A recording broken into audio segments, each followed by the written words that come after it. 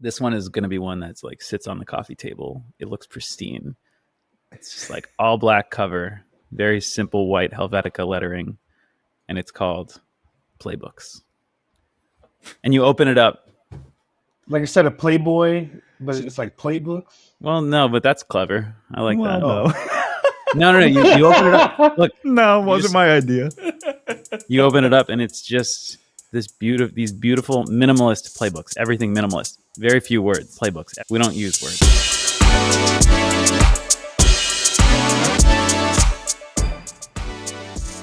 What's up, lifers, and welcome to the Daily Standup with Lifetime Value, where we're giving you fresh new customer success ideas every single day. I got my man Rob here with a mouthful of whatever he just sipped out of that coffee cup. Rob, can you say hi?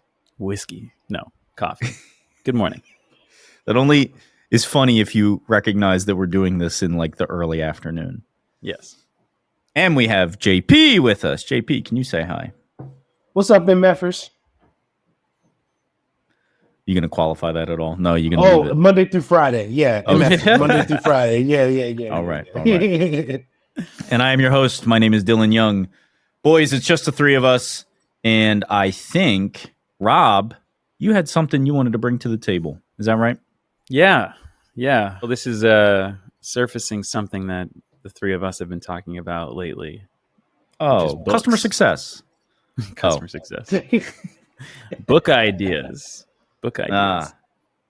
Because I don't know if people still read these days, but regardless of the format, there's definitely some big topics that we could cover in customer success. The design of this show is always small topics, bite-sized chunks, but it's just, there is room in the industry, I think, for some epic pieces on a big chunk of the customer success world. So I've got ideas that I've been thinking about for a while.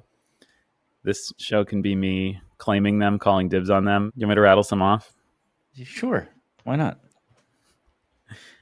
I like this one.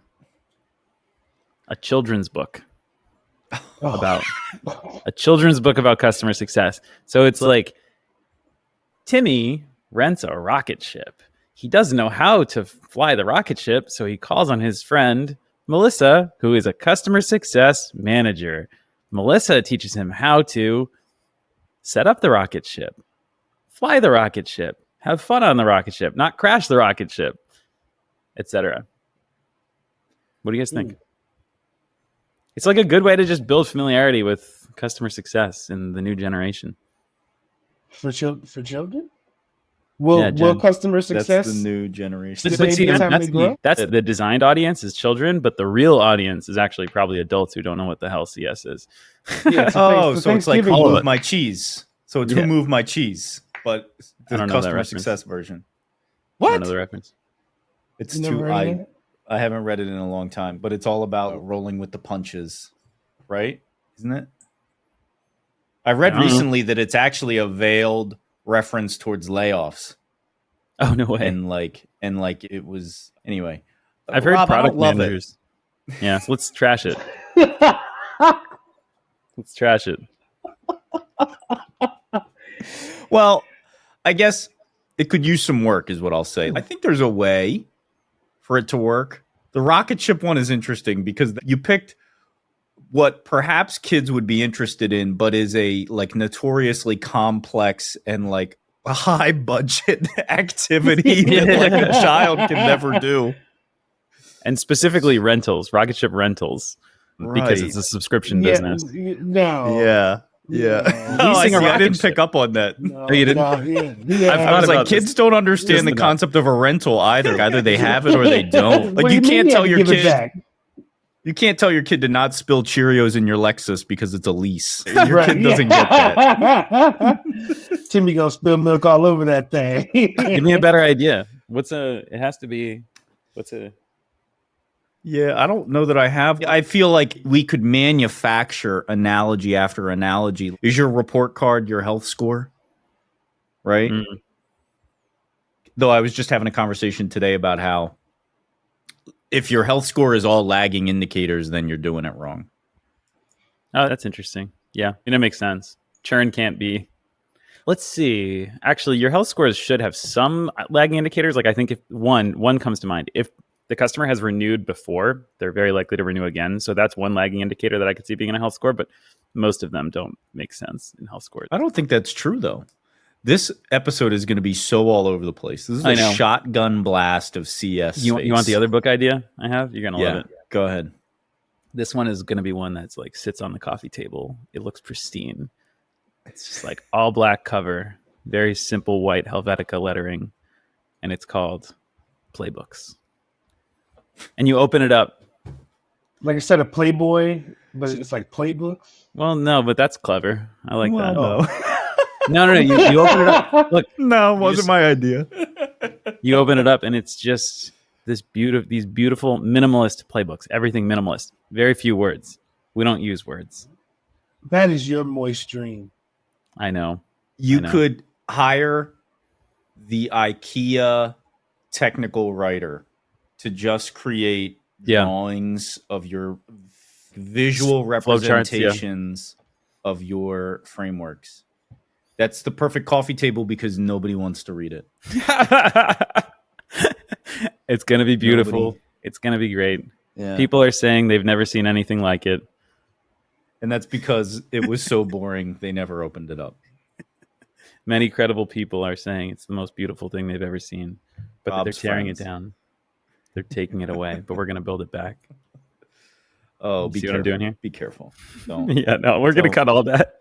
No, we're not cutting any of that. Oh, man. You got to live in that, brother. Oh, that was dumb. All right, give us one more. One more.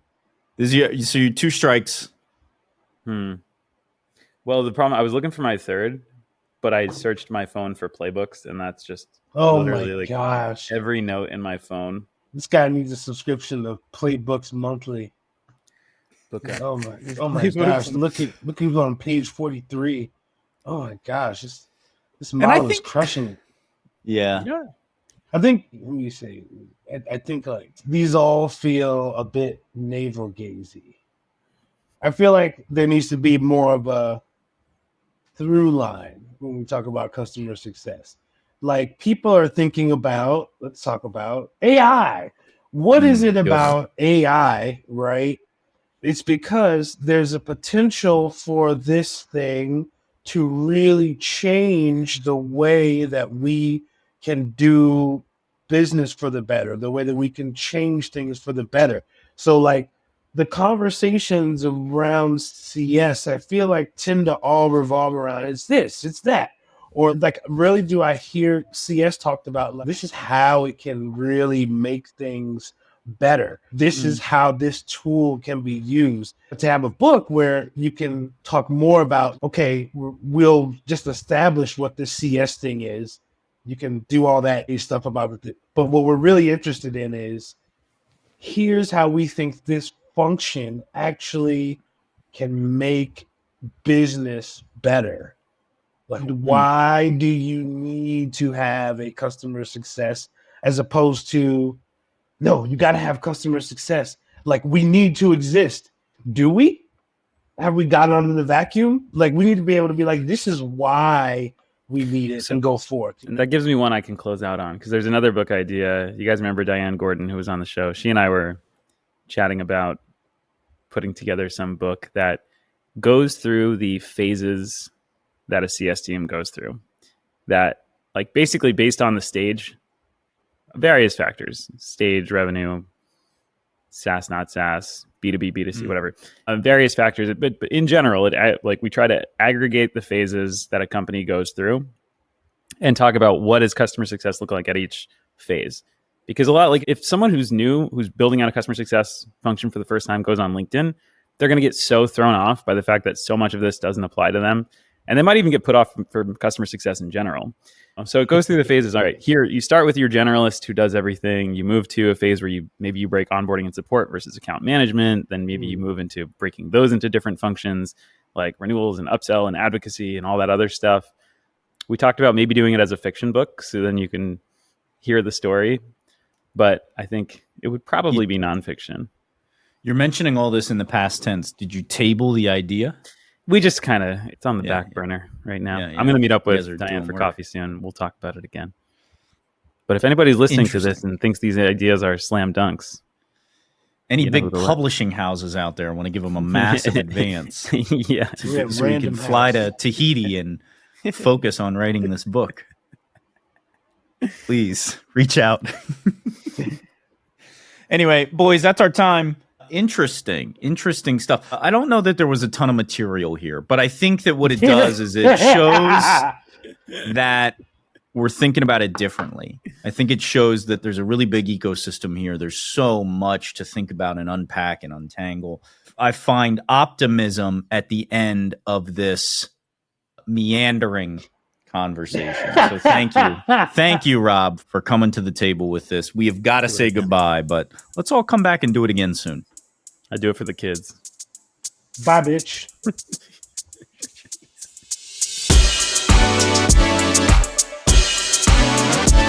You've been listening to the Daily Standup by Lifetime Value. Please note that the views expressed in these conversations are attributed only to those individuals on this recording and do not necessarily reflect the views and opinions of their respective employers. For all inquiries, please reach out via email to dylan@lifetimevaluemedia.com. Find us on YouTube @Lifetime Value and find us on the socials @Lifetime Value Media. Until next time.